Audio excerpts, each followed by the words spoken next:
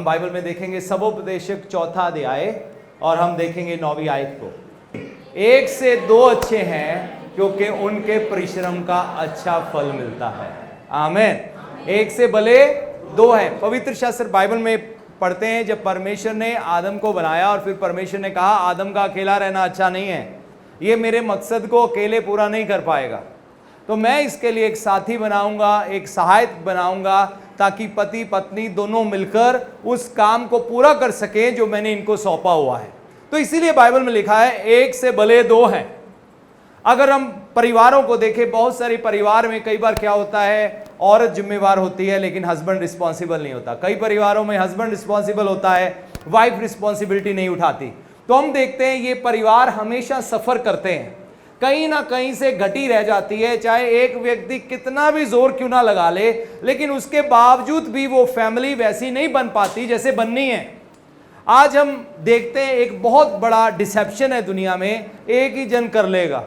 कई बार husband wife से कहेगा तू ही ये संभाल बच्चों को, तू ही ये सब कुछ कर, मुझे बच्चों वाला एरिया मत दे। लेकिन ये पॉसिबल नहीं है। मैंने देखा है जहां हस्बैंड्स का बच्चों के लिए इनपुट नहीं होता, वहां पर बच्चे अच्छी रीति से मैच्योरिटी में ग्रो नहीं कर पाते।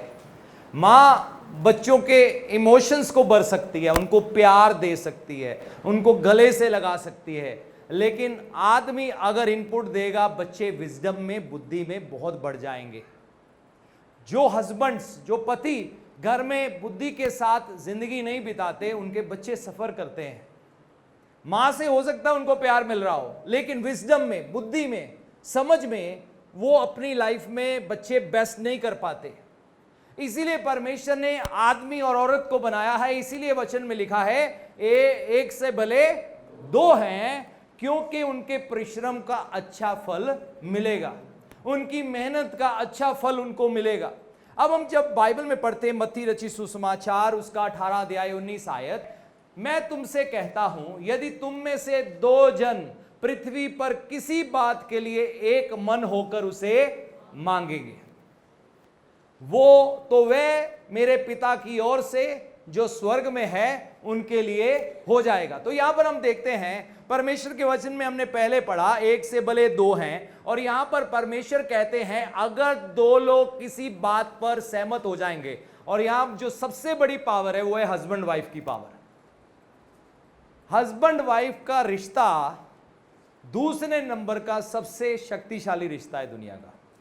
पहला शक्तिशाली रिश्ता है हमारा और परमेश्वर का, और उसके बाद है पति पत्नी का रिश्ता, और बाकी सब 3rd 4th 5th 6th 7th 8th 9th 10th category में है, लेकिन वो भी इंपॉर्टेंट है। लेकिन ये एक तरफ से अगर मैं प्रभु के साथ हमारे रिश्ते को अगर साइड पे करके कहूं, ये सबसे पावरफुल रिश्ता है पति पत्नी का। और यहां पर पवित्र शास्त्र बाइबल में लिखा है अगर वे दोनों एक मन होंगे, तो क्या लिखा है, तुम में से 2 जन पृथ्वी पर किसी बात के लिए एक मन, सब कहें एक मन, एक मन। अब यही तो सारी समस्या है। शादी तो हो गई, लेकिन अब हम एक मन कैसे हो, ये प्रॉब्लम है। अब मन की जब बात होती है, मन इज नॉट अ हार्ट, ये दिल नहीं है। मन है हमारा इनर माइंड, हमारा अंदरूनी मन, जहां डिसीजन मेकिंग एरिया, जहां हम फैसले लेते हैं। यहां पर ब्रेन की बात नहीं हो रही कि कौन कितना इंटेलिजेंट, कौन कितना नहीं है। इंटेलिजेंस काम नहीं आती बहुत बार। इंटेलिजेंस होना अच्छा है, लेकिन बहुत सारे इंटेलिजेंट लोग अच्छे हस्बैंड वाइफ नहीं होते। बहुत सारे इंटेलिजेंट लोग होते हैं, उनकी फैमिली सारी बिखरी होती है, बहुत इंटेलिजेंट। होशियार होने में और बुद्धिमान होने में फर्क है। बहुत सारे लोग अपनी पढ़ाई लिखाई में बहुत होशियार हैं, लेकिन घर में बिल्कुल ना समझ है। बहुत सारे लोग अपने बिजनेस करने के लिए बड़े होशियार हैं, उनको सारे बिजनेस के तौर तरीके आते हैं, लेकिन जब घर की बात आए या मैरिज की बात आए, उनके पास विजडम और अंडरस्टैंडिंग नहीं है, बुद्धि और समझ नहीं है कि कैसे हम बेहतर एक रिश्ता आगे बढ़ा सकते हैं। बहुत बार हम सोचते हैं, देखो एक ना बहुत बड़ी धोखा है, डिसेप्शन है। क्या है, ओ हम तो चर्च जाते हैं, हमारा आपसी रिश्ता नहीं भी ठीक है तो भी चलेगा। आपकी प्रेयर और आपकी कोई और दूसरी चीज परमेश्वर के वचन से ऊपर नहीं है। परमेश्वर का वचन सबसे ऊपर है, और अगर हम वो प्रिंसिपल्स को अपनी जिंदगी में नहीं मानेंगे तो हम चाहे हजारों घंटे भी रोज बैठ के प्रेयर करते रहें, कुछ भी बदलने वाला नहीं है। इसीलिए बाइबल में एक जगह लिखा है, हे पतियों अपनी पत्नी के साथ शांति के साथ रहो। क्यों? आगे लिखा है, ताकि तुम्हारी प्रार्थनाओं में विघ्न ना पड़े, तुम्हारी प्रेयर्स में रुकावट ना आए। दूसरे वर्ड्स में, जो तुम अपनी लाइफ में अचीव करना चाहते हो वो तुम अचीव नहीं कर पाओगे, क्योंकि तुम लोग आपस में पीस में, शांति में नहीं हो। तो अब जो सारा झगड़ा है वो है एक मन होने का। अब एक मन कैसे हो? बहुत सारे लोग कहते हैं नहीं नहीं, जितनी बातों में सहमत होना है उतने में हो सकते, उससे ज्यादा नहीं हो सकते। क्यों? परमेश्वर को पता है कि अगर ये दो लोग एक मन हो जाएंगे तो इनके लिए कुछ भी इम्पॉसिबल नहीं है। तो इसीलिए यहां पर साफ साफ पवित्र शास्त्र बाइबल में लिखा है, अगर वो एक मन होकर कुछ भी मांगे, दूसरे शब्दों में अगर कहें चाहत रखे, तीसरे शब्द में हाँ अगर हम कहें डिक्लेयर करें, चौथी बात अगर मैं और एक ऐड ऑन कर दूं, कुछ हासिल करने की चाहत रखें, तो उनके लिए कुछ भी इम्पॉसिबल नहीं है। अब एक मन होना बड़ा जरूरी है, एक सिस्टम में आना बहुत जरूरी है। तो कैसे हम लोग एक मन हो सकते हैं? तो इसीलिए परमेश्वर ने अपना वचन दिया है और कुछ बातों पे हम ध्यान देंगे, नंबर एक। दूसरा, हमें अपने आप को नम्र करना होगा। क्या करना होगा? नम्र करना होगा। ओ जी हम नहीं बदलते जी, हम तो आदमी है जी, हम तो औरत है जी, बस हम ऐसे ही हैं। ये एक बहुत बड़ा धोखा है अगर हम चेंज होने के लिए तैयार नहीं है। आपको मैं एक बात बोल दूं, यहां पर कोई भी व्यक्ति नहीं है मुझे मिलाकर जो परफेक्ट हो। है कोई परफेक्ट? अपना हाथ हिलाकर दिखाए। अगर आप परफेक्ट नहीं हो, इसका मतलब आपको एक चेंज की जरूरत है, आपको एक तब्दीली की जरूरत है, आपको अपनी जिंदगी में एक बदलाव की जरूरत है, जहां पर आप बेहतर पति और बेहतर पत्नी और बेहतर माता पिता बन सकते हो।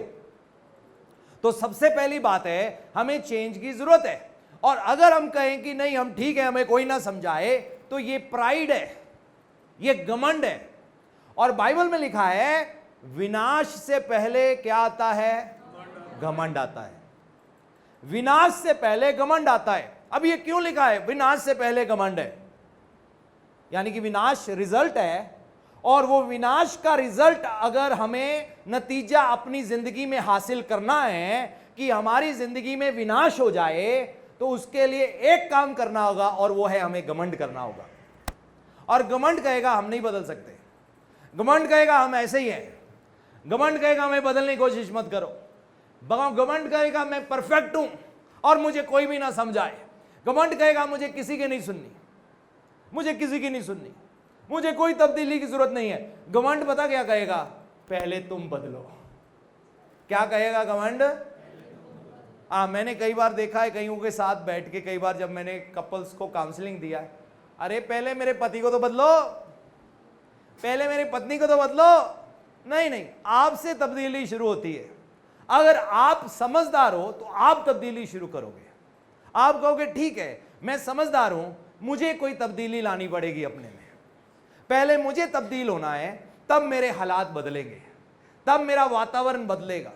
मैंने देखा है बहुत बार, कई बार जो चीजें हम देखते हैं ना, समस्याओं को देखते हैं, वो समस्याएं नहीं होती, वो सिर्फ हमारा एक नजरिया है देखने का। तो बात यहां पर सारी है एक मन होने की, और हम कहते हैं हमें तब्दीली नहीं चाहिए। तो अगर हम अपना नजरिया देख लें, अपनी अप्रोच देख लें, बदल लें, अपने अंदर वो ह्यूमिलिटी को काम करते रहे, नम्रता को, तो आप देखेंगे तब्दीली आएगी। बाइबल में लिखा है जहां तक हो सके शांति को कायम रखना। तो हमारे अंदर बहुत एबिलिटी है शांति बनाए रखने की, ये नहीं है कि नहीं है, लेकिन हमारा प्राइड, हमारा घमंड हमें रोकता है। और वो कहता है नहीं मेरे साथ ये कैसे हो गया, मेरे साथ किसी ने ऐसे कैसे कर दिया, मुझे किसी ने ऐसे कैसे बोल दिया, मुझे ये बर्दाश्त नहीं है, मेरे बाप के घर में किसी ने नहीं बोला, मेरी माँ के घर में किसी ने बोला, मेरे पापा मम्मी ने किसी कभी नहीं बोला, बीवी ने कैसे कर दिया। सो बहुत सारी चीजें हैं। हमारा प्राइड, हमारा ईगो भी एक बहुत डेंजरस चीज है। ईगो, ईगो बहुत खतरनाक है। हम चाहें तो किसी भी बात का इशू बना सकते हैं और हम चाहें उस इशू को डिसॉल्व कर सकते हैं ये सोचकर कि मुझे शांति बनाए रखनी है। और बाइबल में लिखा है एक बुद्धिमान स्त्री अपने घर को बनाती है। कौन बनाती है? कौन बनाती है? बुद्धिमान स्त्री। वो अपने घर को बनाती है। वो कहती है ये मेरा घर है और ये मेरा परिवार है, ये मेरा पति है, ये मेरी पत्नी, मेरे बच्चे हैं, मुझे इस घर को बनाना है। ये मेरे सास ससुर हैं, मुझे इस घर को बनाना है, मुझे इस परिवार को बनाना है, मुझे इस परिवार में जिम्मेवार बनना है। अब ये नहीं है कि पति का घर बनाने में कोई रोल नहीं है, उसका भी पूरा पूरा उतना ही रोल है जितना पत्नी का है। लेकिन सवाल है एक मन होने का। सब कहे एक मन, एक मन, एक मन होकर कुछ भी चाहेंगे हो जाएगा। बहुत सारे लोगों के लाइफ में, शादीशुदा जीवन में कई बार डिस्प्यूट्स होते हैं कई अलग अलग चीजों को देखकर। उसमें वननेस आनी बहुत इंपॉर्टेंट है, उसमें एकता आनी बहुत इंपॉर्टेंट है। क्योंकि जब तक हमारी भाषाएं दो हैं, लैंग्वेज दो हैं, बोलचाल दो तरह का है, हम कभी भी लाइफ में वो नहीं अचीव कर पाएंगे जो हम करना चाहते हैं। तो जब मन एक है तो हमारी भाषा भी क्या होगी? एक होगी। तो लड़ाई झगड़ा क्यों है हस्बैंड वाइफ में? क्योंकि मन एक नहीं है, मन एक नहीं है। तो मन में जो भी प्लानिंग इंसान या शादीशुदा लोग अपनी जिंदगी में करते हैं वो कहां से करते हैं? मन से करते हैं। कहां से करते हैं? यहां से स्टार्टिंग होती है, अंदर से, वहां से हम स्टार्ट करते हैं अपनी लाइफ में। एक शुरुआत करते हैं कि हमें यह काम अचीव करना है। तो जो हमारे अंदर चल रहा है वो अब हमारी बोली से निकलेगा, वो हमारे मुंह से निकलेगा, वो बातें हम मुंह से बोलेंगे। आए हम एक और आयत को देखें, उत्पत्ति की किताब 11 अध्याय और 6 आयत में जाएंगे। और यहोवा ने कहा मैं क्या देखता हूं, सब एक ही दल के हैं। तो हस्बैंड एंड वाइफ क्या होने चाहिए? एक दल। सब कहे एक दल। ये एक दल सबसे बड़ा दल है। मायने नहीं कोई पॉलिटिकल पार्टी ये वाला दल वो वाला दल खड़ा हो जाए, लेकिन आपका दल एक होना चाहिए। तो यहां पर क्या लिखा है? मैं क्या देखता हूं, ये सब एक ही दल के हैं और भाषा भी उन सब की। अब दल एक है, भाषा एक है, और उन्होंने ऐसा काम आरंभ भी किया है, यानी कि मन भी मेल खाता है और उनको पता है हमें अपनी लाइफ में क्या करना है। दोनों जानते हैं हमें मिलके घर को बनाना है, दोनों जानते हैं हमें मिलके परिवार को बनाना है, दोनों जानते हैं हमें मिलकर बिजनेस को बढ़ाना है। हो सकता है दोनों में से या वाइफ की इन्वॉल्वमेंट ज़्यादा ना हो बिजनेस के बारे में, उसको कुछ पता ना हो, लेकिन वो घर बैठी अपने हस्बैंड की हेल्प कर रही है, चाहे वो घर में है, ताकि वो आराम से अपना बिजनेस कर सके, चाहे वो खाना बनाकर या घर की चीजें संभाल कर, क्योंकि एक यूनिट की तरह काम होता है। तो यूनिट की तरह हस्बैंड एंड वाइफ को मिलकर काम करना बहुत जरूरी है। तो यहां पर क्या हुआ, एक दिन मनुष्य, जब परमेश्वर ने इंसान को दुनिया में बनाया तो उनको कहा पूरी पृथ्वी में भर जाओ, फैल जाओ। लेकिन मनुष्य ने कहा कि नहीं, हम नहीं फैलेंगे। तो इतिहासकार बताते हैं निम्रोद नाम का एक व्यक्ति था, बड़ा पावरफुल था, तो उसने लोगों के अंदर ये विजन डाली, हम नहीं फैलेंगे, आओ हम एक बड़ी ऊंची मीनार बनाएं। और मनुष्य ने कहा आओ हम एक ऊंची मीनार बनाएं जो आकाश को छुए, ताकि हम पूरी दुनिया में कहीं फैल ना जाएं और अपना नाम करें। तो अब उन्होंने ये मीनार बनानी शुरू कर दी जो बिल्कुल परमेश्वर की आज्ञा के ओपोजिट थी। अब जब परमेश्वर ने, बाइबल में लिखा है परमेश्वर उतर आए, यानी कि दूसरे शब्दों में प्रभु ने नजरें लगाई या ध्यान लगाया कि मनुष्य क्या कर रहा है।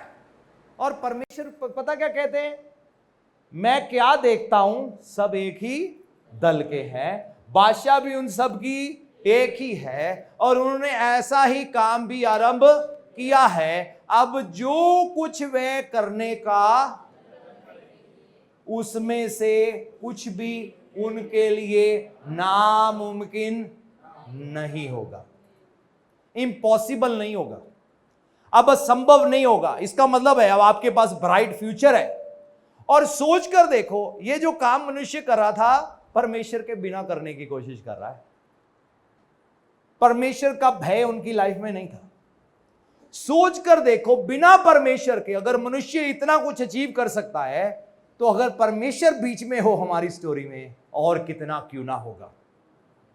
यहां पर हम देखते हैं एक मन होने की ताकत।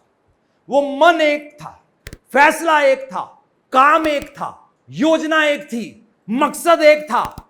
इसीलिए परमेश्वर गवाही दे रहे हैं, अरे ये तो सब एक ही है, इनका मन एक ही है, इनकी भाषा एक ही है। अब जो कुछ ये करेंगे अब इनके लिए इम्पॉसिबल नहीं होगा। मैंने पढ़े लिखे लोगों में भी प्रीच किया है और जो नहीं पढ़े लिखे उनमें भी प्रीच किया है, और मैंने देखा है जो लोग पढ़े लिखे हैं, चाहे उनमें से कोई प्रभु को जानता है नहीं जानता, लेकिन उनकी एकाग्रता, सुनने का ध्यान, लेकिन जो नहीं पढ़े लिखे उनको 2 मिनट से ज्यादा फोकस करना मुश्किल लग रहा है।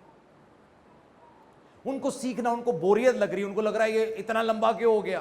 कारण क्या है? दिमाग डेवलप नहीं हुआ ताकि वो इतना ज्यादा सीखने की क्षमता रखे। वो कहेंगे बस ये बता दिया, इतना ही बड़ा है, आज का काम खत्म। तो हमें इसकी कैपेसिटी बढ़ानी पड़ती है।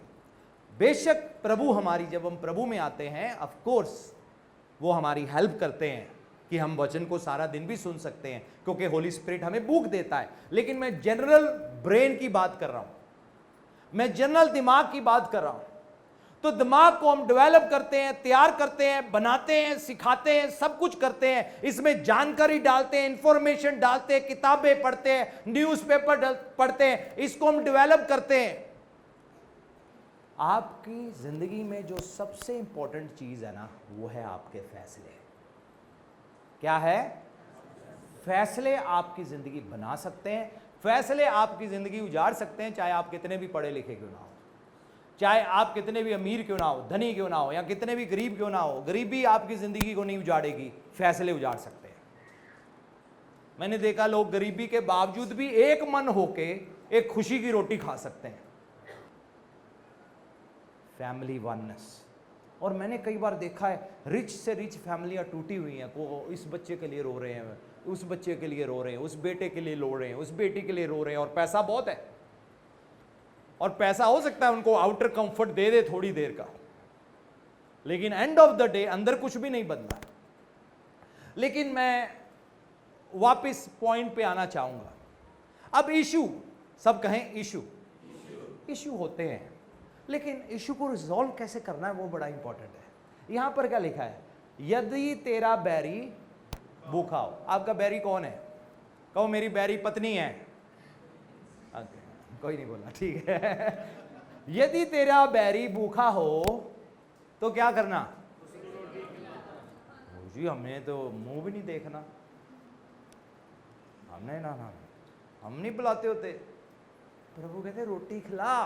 फिर आगे क्या लिखा है? और यदि वह प्यासा हो। अच्छा, ये कोई अच्छा धार्मिक एक्ट प्रभु कर रहे हैं? नहीं नहीं नहीं, आपकी मिसअंडरस्टैंडिंग है। ये अच्छा धार्मिक एक्ट नहीं है, ये विजडम है। अगर आपके साथ किसी ने बुरा किया, उसको रोटी खिलाओ। अगर आपके साथ किसी ने बुरा किया, उसे पानी पिलाओ। फिर आगे क्या लिखा है? क्योंकि इस रीति से तू उसके सिर पर अंगारे डालेगा। तो अगर अंगारे डालने हैं ना, अच्छा करो। तो अब मकसद अंगारे डालना नहीं है, लेकिन आपको मालूम नहीं है उस व्यक्ति के अंदर क्या तूफान चल रहा है। मैंने तो बड़ा कोड़ी बात बोली थी, जवाब बड़े मीठे मीठे आ रहे हैं, अंगारे गिर गए। बाइबल में पता क्या लिखा है? मूर्ख को उसकी मूर्खता के हिसाब से जवाब ना देना। मूर्ख को उसकी मूर्खता, मैं आपको ये आयत भी दिखाना चाहूंगा। मूर्ख को, मैं पहले समझता नहीं था यार, ये चक्कर क्या है, इन दो आयतों का प्रॉब्लम क्या है? ये तो एक ही बात बोली हुई है, इसमें फर्क क्या है? मूर्ख को मूर्खता के अनुसार जवाब ना देना, ये ना हो कि वो अपनी दृष्टि में बुद्धिमान हो, लेकिन मूर्ख को मूर्ख की मूर्खता के अनुसार जवाब देना। मैंने कहा एक जगह लिखा है जवाब ना देना, दूसरी जगह सेम चीज के लिखा है जवाब देना। इसका मतलब क्या है? इसका मतलब यह है कि जब आपके साथ कोई मूर्खता से पेश आ रहा है, तो अगर आप भी मूर्खता से पेश आए तो उसमें और आप में फर्क क्या है? तो आपने बुद्धिमानी से काम करना है। कैसे करना है? बुद्धिमानी से। और बुद्धिमानी से क्या करना है? ऐसा जवाब देना है या ऐसा काम करना है कि वो शर्मिंदा हो जाएगा। मैंने तो बुरा चाहा, इसने अच्छा किया। मैंने तो सड़े फुलके खिलाए, लेकिन इसने मुझे और ज़्यादा अच्छे चौपड़ के खिलाए। हम चाहें तो इशू बना दें और हम कहें हाँ समस्या तो है, लेकिन कोई बात नहीं, मैंने वो करना जो सही है। मैंने बात का इशू नहीं बनाना, मैंने वो करना जो राइट है, क्योंकि मैं परमेश्वर का बेटा हूं, क्योंकि मैं परमेश्वर की बेटी हूं, और परमेश्वर हमेशा वो करते जो राइट है, और मैंने भी इस सिचुएशन में राइट करना है, रॉन्ग नहीं करना। क्योंकि अगर मैंने भी उसी के अनुसार जवाब दिया, मूर्ख को उसकी मूर्खता के अनुसार उत्तर ना देना, ऐसा ना हो कि तू भी उसके तुल्य ठहरे। तो फिर तुम में और उसमें फर्क क्या है? कोई कहेगा नहीं मेरी बीवी मूर्ख है, मेरा पति मूर्ख है। तो फिर अगर आप भी वही कर रहे हो जो वो कर रहे हैं, तो फर्क क्या है? उसकी मूर्खता के अनुसार उसे उत्तर ना देना, ऐसा ना हो कि तू भी उसके तुल्य ठहरे, उसकी तरह ठहरे। मूर्ख नहीं, वो बड़े चुप ही रहते हैं।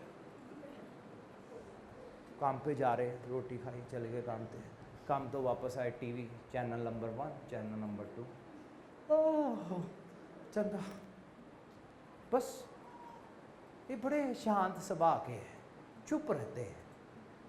अरे बुद्धि को बात करने दो, अपने घर में बुद्धि बोलो, चुप मत रहो। नहीं, दिल को घर चलाने दो। अब अगेन ये नहीं है कि दिल जरूरी नहीं है, लेकिन आप समझ रहे हो मैं क्या बोल रहा हूं। अपने बच्चों को ऐसे ही मत छोड़ दो, वो आप डेग डोग के बांझनगे। कैसे बनेंगे? कैसा व्यक्ति बनेंगे? कैसा इंसान बनेंगे? दुनिया में क्या बनेंगे? आप पे कामयाब हो जाएंगे, ठीक है। दुनिया के बाद वो किसने देखा है, वो जरूरी है, वो सबसे जरूरी है, वो नंबर 1 है, और बाकी चीज़ें बाद में। तुम अपना सोना चांदी पृथ्वी पे इकट्ठा ना करो, स्वर्ग में इकट्ठा करो। ना जहाँ ना चोरी कर होता है, ना काई लगता है, और ना कीड़ा उसे खाता है। आमीन। सो पतियों कहो, दिमाग को अपना काम करने दो। आज से लेकर मैं बोलूँगा, बुद्धि की बातें बोलूँगा। कौन सी बातें बोलूँगा? कौन सी बातें बोलूँगा? बुद्धि की बातें। अब बुद्धिमान बुद्धि की बातें कहाँ से करेंगे? अब सवाल ये है, हाँ हमने वातावरण से बड़ा सीखा है, हाँ नेगेटिव ज़्यादा सीखा होगा। नहीं मैं वेख्या है वोटी नूं किद्दां काबू च रखना है, क्योंकि जिद्दन वो घर आई सी, ਉਹਦੇ पैर की उंगली चैक की सी, अंगूठे नालों लंबी सी। मैनू उदों ही मेरे रिश्तेदारों ने कहता ही, आ कुड़ी तेरे ते हुकूमत करूगी।